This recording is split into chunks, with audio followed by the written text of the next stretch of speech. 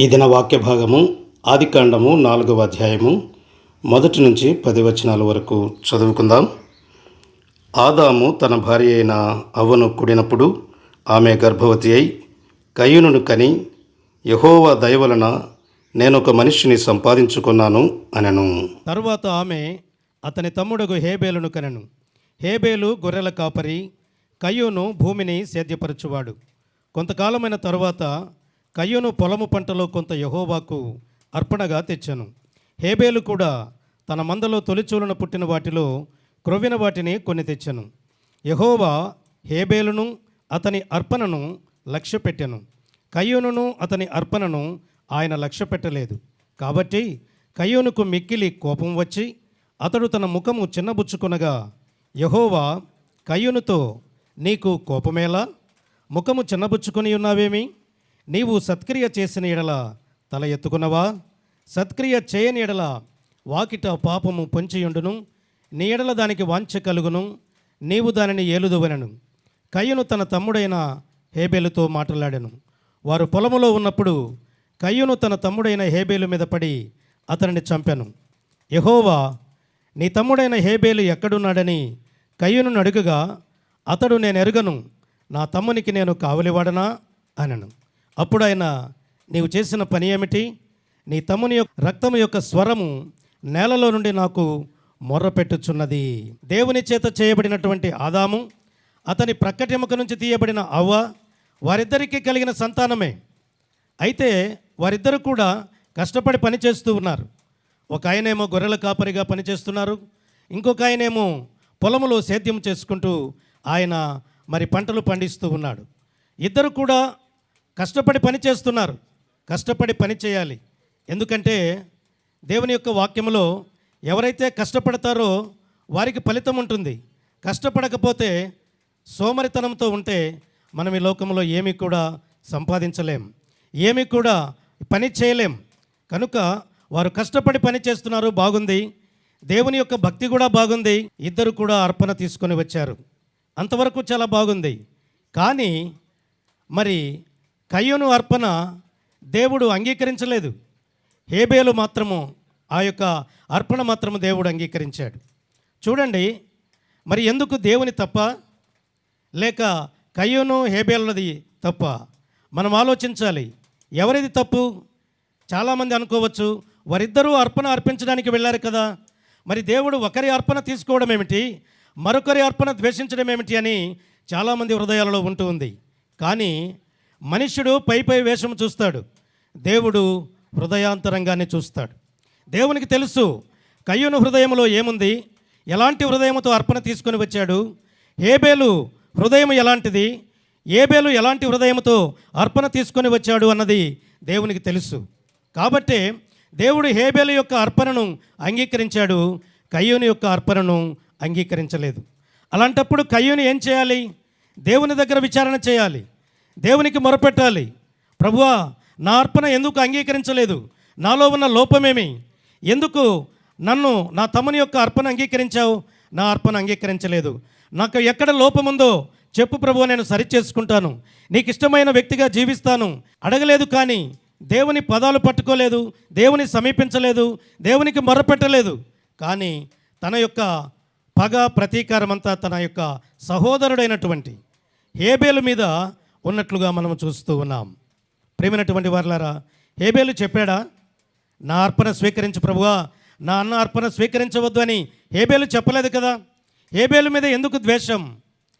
నా అర్పణ తీసుకోకపోవడానికి నా తమ్ముడే లేకపోయి ఉంటే నా అర్పణ దేవుడు తీసుకునేవాడు కదా అని చెప్పి హేబేలు మీద ఆయన కోపము పెంచుకున్నట్లుగా మనం చూస్తాం.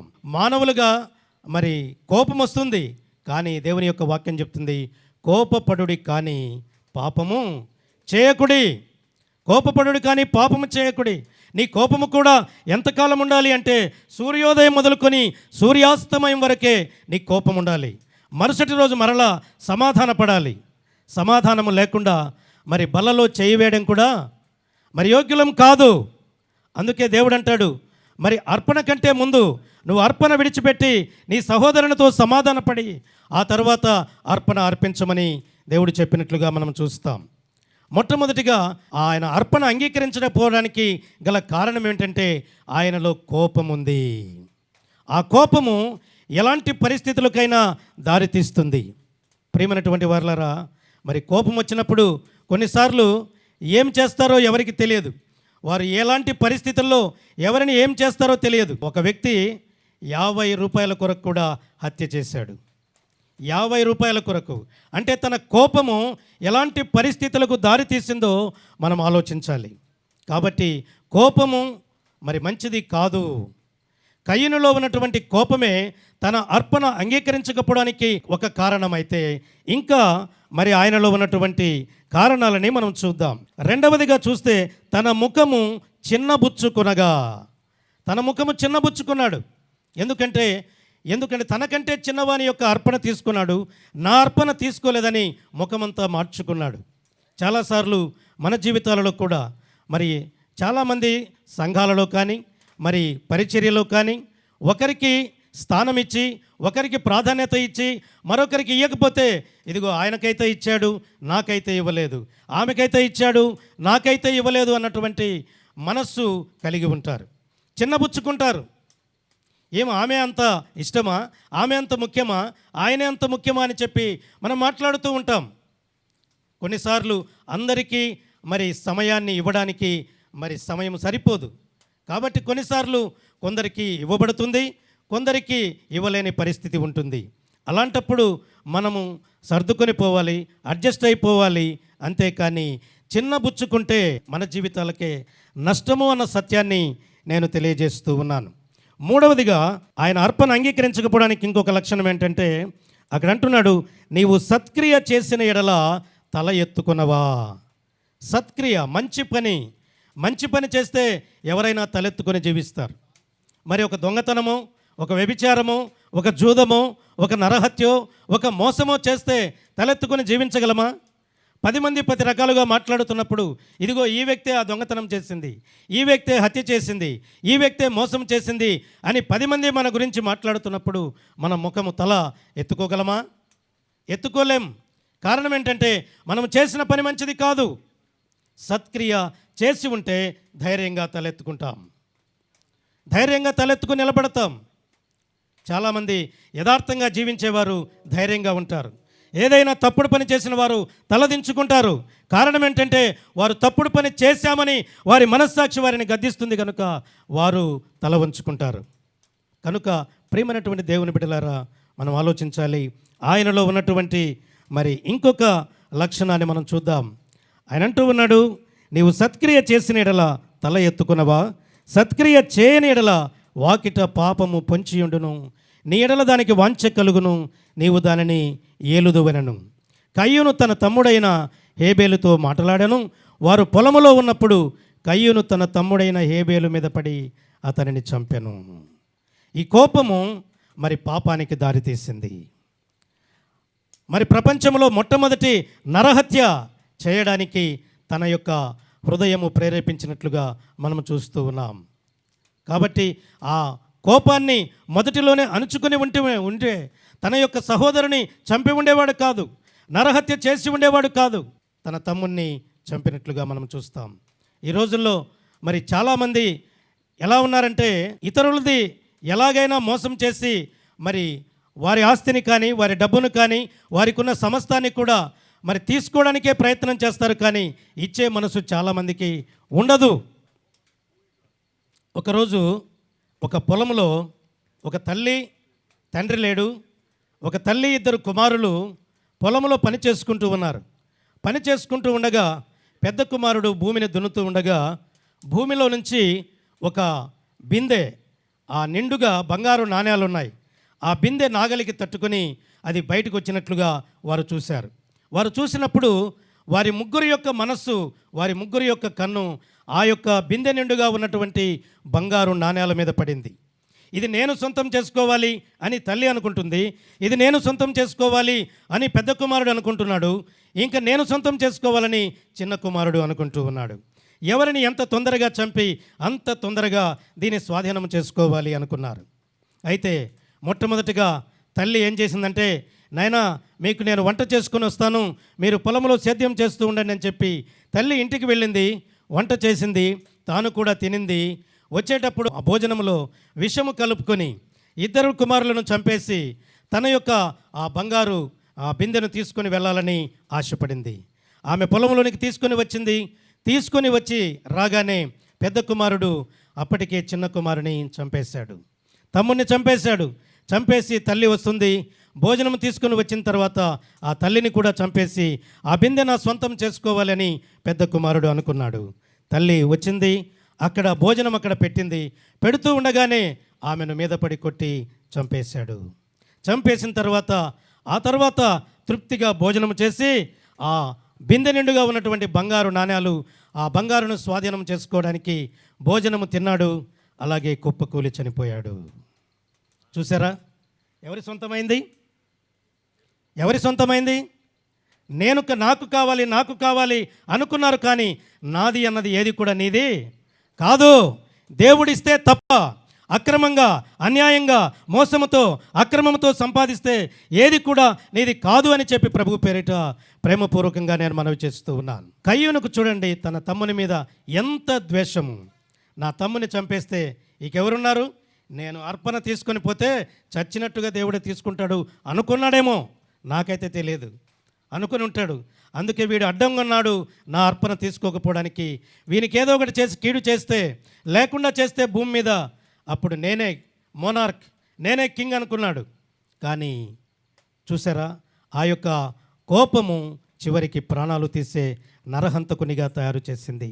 ఆ తర్వాత చూడండి, దేవుడు అంటున్నాడు 9వ వచనంలో, యెహోవా నీ తమ్ముడైన హేబేలు ఎక్కడున్నాడు? దేవునికి తెలియదండి? దేవునికి నువ్వేం చేసావో, ఎక్కడున్నావో, ఎలా ఉన్నావో, ఏ పరిస్థితిలో ఉన్నావో దేవునికి తెలుసు. కానీ అడుగుతున్నాడంటే ఒక అవకాశాన్ని మనకిస్తూ ఉన్నాడు. నీ ఒప్పుకుంటావా, విడిచిపెడతావా, ఇక నుంచి మరి క్రమము కలిగి జీవిస్తావేమోనని దేవుని యొక్క ఆశ. దేవుడు అవకాశం ఇచ్చినప్పుడు అవకాశాన్ని సద్వినియోగం చేసుకోవాలి. దినములు చెడ్డవి కనుక సమయమును పోనీయక సద్వినియోగం చేసుకొనుచు అజ్ఞానుల వలె కాక జ్ఞానుల వలె నడుచుకున్నాడని చెప్పి దేవుని యొక్క వాక్యం తెలియజేస్తూ ఉంది. కాబట్టి ఆ విధముగా సద్వినియోగం చేసుకోవాలి. కానీ కయ్యూను, నీ తమ్ముడైన హేబేలు ఎక్కడా అని దేవుడు అడిగితే దేవుని దగ్గర ఒప్పుకోవడానికి బదులుగా ఆయన ఒప్పుకోవడం లేదు. తన యొక్క తప్పును కప్పిపుచ్చుకుంటూ ఆ యొక్క తప్పును కప్పిపుచ్చడానికి మరొక అబద్ధమాడినట్లుగా ఆయన మనం చూస్తూ ఉన్నాం. నా తమ్మునికి నేను కావలివాడనా, నేను వాచ్మెన్నేమయ్యా, ఎక్కడున్నాడో వెళ్ళి చూసుకో అన్నట్లుగా మాట్లాడుతూ ఉన్నాడు. ప్రేమైనటువంటి దేవుని బిడ్డలారా, దేవుడు అడిగాడు, ఆదామా ఎక్కడున్నావు అని అడిగాడు. మరి అడిగిన ప్రశ్నకు సూటిగా సమాధానము చెప్పే వ్యక్తులంగా మనం ఉండాలి. గెహాజీ నువ్వు ఎక్కడికి వెళ్తున్నావు, ఎక్కడి నుంచి వచ్చావు అని చెప్పి అడిగితే ఆయన కూడా ఏం మాట్లాడలేదు. నువ్వు ఎక్కడి నుంచి వచ్చావో, ఏమి చేసి వచ్చావో, నా ఆత్మ నీతో కూడా రాలేదా అని దైవజనుడు అడిగినట్లుగా మనం చూస్తాం. హాగరు నువ్వెక్కడికి వెళ్తున్నావు అని దేవుడు అడిగాడు. ప్రియమైనటువంటి దేవుని బిడ్డలారా, దేవుడు అడిగినప్పుడు ఎందుకు అడిగాడు, ఏ పరిస్థితుల్లో అడిగాడు, ఈ సమయంలో నేను ఒప్పుకోవాలనా లేదా అని ఆలోచించుకొని తీర్మానం చేసుకొని దేవుని యొక్క వాక్యం చెప్పినట్లుగా అతిక్రమములు దాచిపెట్టువాడు వర్ధిల్లడు, వాటిని ఒప్పుకొని విడిచిపెట్టువాడు కనికరము పొందును అని చెప్పినట్లుగా ఒప్పుకొని విడిచిపెట్టడానికి బదులుగా ఆయన కప్పుకొని మరొక అబద్ధం ఆడుతూ ఉన్నాడు. ప్రేమైనటువంటి వారులారా, దేవుడు మనకు అవకాశం ఇస్తాడు, దేవుడు మనకు ఛాన్స్ ఇస్తాడు, దాన్ని సద్వినియోగం చేసుకోవాలి. మనకు డబ్బున్నంత వరకు దేవుని సేవకు ఇవ్వలేకపోయాం, కానీ డబ్బంతా అయిపోయిన తర్వాత అయ్యో నేను దేవుని సేవకు ఇవ్వలేకపోయానే అని అప్పుడు అనుకుంటే ప్రయోజనం ఏంటి? అయ్యో నేను భూమి మీద బ్రతికున్నంత వరకు ప్రార్థన చేయలేకపోయానని అనుకుంటే ప్రయోజనం ఏంటి? దేవుడు సమయం ఇచ్చినప్పుడు దాన్ని సద్వినియోగం చేసుకొని దేవుని సన్నిధిలో గడపడానికి మనం ప్రయత్నం చేయాలి. ఒకరోజు ఒక ఊరిలో ఒక సంఘటన జరిగింది. నేను క్లుప్తంగా ముగిస్తాను. తల్లిదండ్రులు ఒక ఊరికి ప్రయాణమైపోతూ ఇంట్లో ఉన్నటువంటి తన కుమార్తెకు కుమారునికి ఇల్లు అప్పగించారట. ఇల్లు అప్పగించి, బాబు 2 రోజుల్లో మేము ఊరికి వెళ్ళి వస్తాం, ఇల్లు జాగ్రత్తగా చూసుకోండి అని చెప్పి వారిద్దరికీ అప్పగించి వెళ్ళి మరి వాళ్ళు 2 రోజుల తర్వాత వద్దామని చెప్పి వెళ్ళారు. వెళ్ళిన ఒక గంట సేపటికే బాబు మరి బయట క్రికెట్ బాల్ ఆడుతూ ఆ బాలు మరి చాలా స్పీడ్గా బ్యాట్తో కొట్టగానే ఇంటిలో ఉన్నటువంటి నిలువుటద్దానికి తగిలి ఆ అద్దం పూర్తిగా పగిలిపోయింది. పగిలిపోయినప్పుడు తన అక్క చూసింది. అక్క చూసి, అమ్మ అద్దం పగలగొట్టావా, అమ్మ నాన్న రాని నీ సంగతి చెప్తాను అని చెప్పి తమ్ముడిని బెదిరిస్తుంటే, అక్క నీ కాలు పట్టుకుంటానక్క, చెప్పొద్దక్క, నువ్వేం పని చెప్తే అది చేస్తానక్క అని చెప్పి వాడంటూ ఉన్నాడు. అప్పుడు అక్క ఇదే అదను అనుకుని వానికి రకరకాల పనులు చెప్తా ఉంది. చెయ్యను అన్నప్పుడు ఆ నా అంటుంది. ఆ నా అనగానే అమ్మకు నాన్నకు చెప్తానని. వాడు సరే ఇంకా వేరే గత్యంతరము లేక పనులు చేస్తూ ఉన్నాడు. 2 రోజుల తర్వాత తల్లిదండ్రులు వచ్చారు. తల్లిదండ్రులు రాగానే ఇదే తంతు జరుగుతూ ఉంది. జరుగుతూ ఉంటే తండ్రి చూశాడు. ఆ కుమార్తె లేనప్పుడు కుమారుని పిలిచి, ఏంట్రా అక్క ఏదైనా పని చెప్పినప్పుడు మరి నేను వెళ్ళను అంటున్నావు, ఆ నా అనగానే పరిగెత్తున్నావు, ఏంటి కారణం అంటే వాడు ఏడ్చుకుంటూ వచ్చి తండ్రి దగ్గర, డాడీ మీరు వెళ్ళిన కొద్దిసేపటికి నేను క్రికెట్ ఆడుతుంటే మరి బ్యాట్ తగిలి బాల్ తగిలి మరి అద్దం పగిలిపోయింది.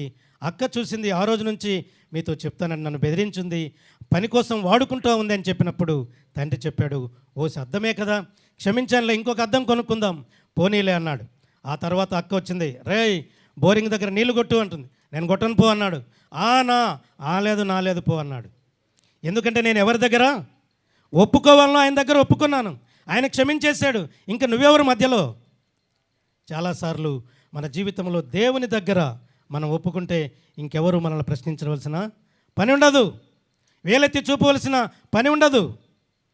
కనుక ప్రియమైనటువంటి వారలారా, ఈ విషయాల్లో మనము కయ్యూని యొక్క హృదయంలో కోపం ఉంది, మరి చిన్నబుచ్చుకునేటటువంటి మనస్సుంది, మంచి పని చేయలేదు, ఆయన నరహత్య చేశాడు, అబద్ధమాడాడు, మనం ఎవరితో మాట్లాడుతున్నా మన సత్యం కూడా తెలియకుండా ఇన్ని మాట్లాడాడు. తన హృదయము దేవుని ఎదుట సరి అయినది కాదు కనుక తన అర్పణ దేవుడు అంగీకరించలేదు. మనము ముఖ్యం, మన డబ్బు మనకున్నవి ముఖ్యం కాదు, మన హృదయం ఎలాంటిది అన్నది దేవునికి కావాలి. కాబట్టి అతి కృప పరిశుద్ధాత్మదేవుడు మనందరికీ దయచేయునుగాక. హేబేలు లాంటి మంచి హృదయాన్ని కలిగి ప్రభువుకు మంచి అర్పణలు అర్పించి ఆయన రాజ్య విస్తరణలో మనం పాలిభాగస్థులమై అనేక నూతన ఆత్మల రక్షణార్థమై మనం ప్రయాసపడదాం. మనం ప్రభు కొరకు మన కష్టార్జితాన్ని త్యాగం చేద్దాం. ప్రభు సాక్షులంగా సాధనములుగా ఈ లోకంలో జీవిద్దాం. ప్రార్థన చేసుకుందాం. ప్రేమగల తండ్రి, పరిశుద్ధుడా, మీకు వందనాలు చెల్లిస్తూ ఉన్నాం. ఈ దినం కయ్యూను హేబేలు ద్వారా మాతో మీరు మాట్లాడిన విధానం కొరకై మీకు వందనాలు. కయ్యూలు లాంటి నాయన మనస్సు కాకుండా హేబేలు లాంటి మనస్సును కలిగి మిమ్మల్ని నిజముగా ఆరాధించే నీ బిడ్డలుగా, నీ సొత్తుగా మేము బ్రతుకున్నట్లుగా సహాయము చేయండి తండ్రి. మీకు స్తోత్రములు చెల్లిస్తూ, ఎందుకంటే మనుష్యులు పై వేషాన్ని చూస్తారు, మీరు హృదయాంతరంగాన్ని చూసే దేవుడు కనుక మా హృదయాంతరంగాలలో ఏముందో మీకు ఎరుగుదురు కనుక మీ కృపలో జ్ఞాపకం చేసుకొని మీకు ఇష్టమైనటువంటి బిడ్డలుగా మమ్మల్ని తీర్చిదిద్దమని, బలపరచమని మా ప్రభువైన యేసుక్రీస్తు వారి ద్వారా అడిగి వేడుకుంటున్నాము తండ్రి. ఆమేన్. ఇప్పుడు మన పరమ తండ్రి అయిన దేవుని ప్రేమయు, ప్రభువైన యేసుక్రీస్తు వారి యొక్క కృపయు, పరిశుద్ధాత్మ దేవుని యొక్క అన్యోన్య సహవాసము, సన్నిధి సహాయము మనకు సర్వ పరిశుద్ధులకు సర్వదా సదాకాలము తోడయుండి నడిపించునుగాక. ఆమేన్.